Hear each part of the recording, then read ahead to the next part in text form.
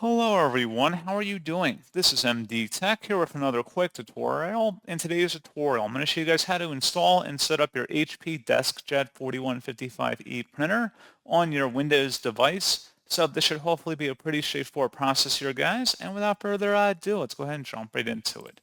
So all you have to do is open up a web browser, and into Google search, you want to look for HP DeskJet 4155e drivers and search for that.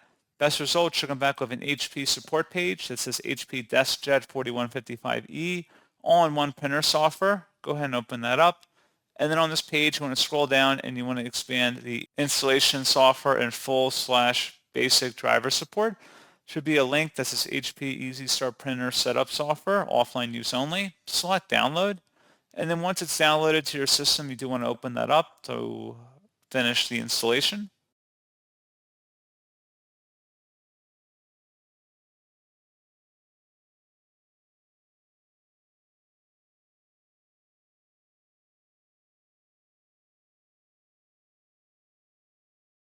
And if you receive a user account control prompt, it should be a verified publisher, HP Inc. Select yes.